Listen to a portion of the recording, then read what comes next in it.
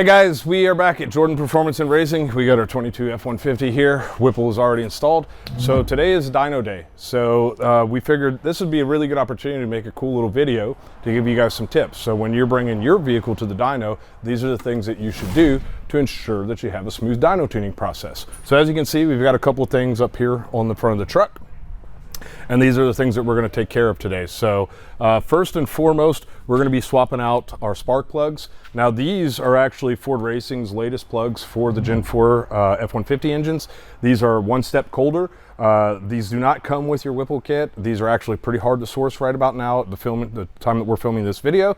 But we're going to throw these in because with a supercharger, it's always good to have one step colder plug.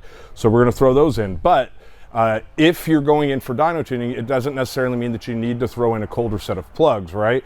But the idea here is to make sure that you have a nice fresh set of plugs. Now, if you've recently changed the plugs for a forced induction engine, we'd say within the last 10,000 miles. For a naturally aspirated engine, we could push that out to probably the last 30,000 miles. They're probably going to be okay. It's still useful to go ahead and pull them out and to check the gap and confirm the gap is correct before hitting the dyno, because you don't want to waste time when you're on the dyno with doing things like pulling spark plugs, checking the gap, etc. So you want to do these things ahead of time. We have gap specs for each generation Coyote engine available on our website, or you can reach out to us via email if you're not sure what gap you need to set your plugs to. So but definitely, at the very least, check your spark plug gap, put those all back in and get them ready to go. The other thing that we're going to be doing is an oil change. So you can see we're going to be using Motorcraft 5W50.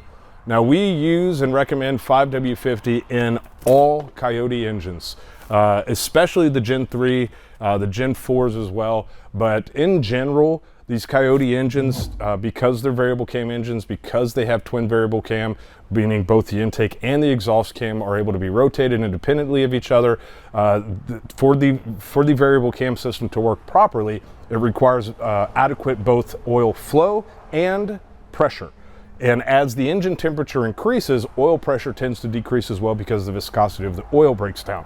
So when we're starting with a 5W50 oil, that allows us a much higher temperature range before we start dropping the viscosity to the point where we may not have adequate oil pressure to properly control the VCT system. So any Coyote engine that's going to be ran hard, especially if you've got a supercharger on it, we highly recommend that you use 5W50 weight oil. I'll get a lot of questions as well. People go, well, I live where it's really cold. I live in Canada, or I live in the North States. I can't run that oil in the winter time, right?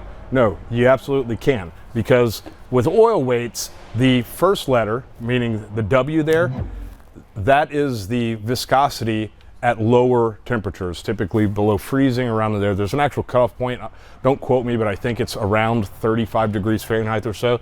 But that is meaning that when the oil is colder, it's actually less viscous, meaning that whether you're here in Florida where we're at, or you're up in the northern states or in Canada, this oil is going to perform like a 5-weight oil when it is cold, and then due to the additives that are in the oil, as it heats up, it becomes more viscous or thicker, and it moves to a 50-weight oil, okay? So if you live in a colder state, you absolutely can run 5W50 oil, and if you're running your engine hard or you have a supercharger on it, you definitely should. So we're going to do the oil and we're going to do the filter. Now, the other things that are important to check whenever you're going to the dyno is general maintenance. So another thing that we're going to check on our truck is we're going to make sure that the transmission fluid is correct. The transmission fluid level, is correct. Why are we doing that? It's a brand new truck. It's got 3,000 miles on it. Well, we all know that some of these 10R80 transmissions, even starting as early as the 2018 model year, they have come from Ford being underfilled or overfilled. And in either of those situations, it's not good for these transmissions. So we're looking to make some pretty decent power out of this thing. So this is just one of those things that we're going to do as a preventative maintenance, just to make sure that we don't have any issues in the future. So we'll follow the procedures in the Ford service manual, exactly how to check the transmission fluid properly. It is a very unique procedure, so you do need to look it up, and you do to make sure that you follow it correctly. But we're going to check it, we're going to top it off if needed, or we'll pull some out if it's overfilled. So that's just one of the things we're going to do. The rest is just general maintenance. You want to make sure you have fresh fuel in the tank. So whatever fuel you're running, that's 93 octane, 91 octane, E85, you want fresh fuel in your tank. Old fuel does not contain the same octane rating that it has when it's fresh. So if you're trying to make the best power and you want the best tune that you can get, you want to make sure that you're using fresh fuel.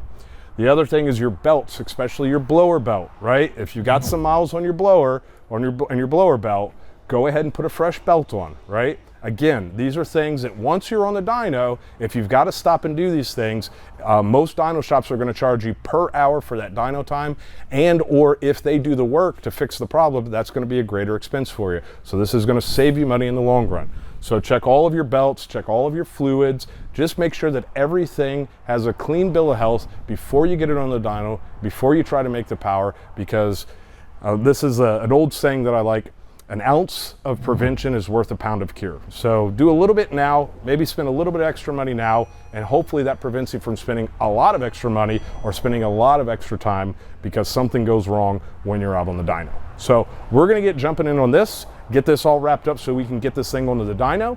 But those are just a couple little Oz pro tips for you guys, so next time you're going to the dyno, you know exactly what to do. Oh, almost forgot. And make sure you data log your dyno pools. Can't believe I didn't list that one first, but hugely important, right? Can't tell you how many times we get dyno grass from customers like, I put my truck on the dyno. What do you think? Well, without a data log, I can't think anything, unfortunately. So always, always, always, if you're going to the dyno, if you're going to the racetrack, data log your passes, data log your dyno pools, right? Because without data, the rest is absolutely useless. Every dyno reads differently, so just your dyno numbers mean absolutely nothing to me or any other tuner without some data to go along with it. So make sure that you do that. So bullet points: fresh fuel, clean bill of health, check and top off all of your fluids, fresh spark plugs, or at the very least gap your plugs if they're still pretty fresh, and data log, all right? So hopefully those tips help you guys out, all right? We'll see you guys later. Stay tuned.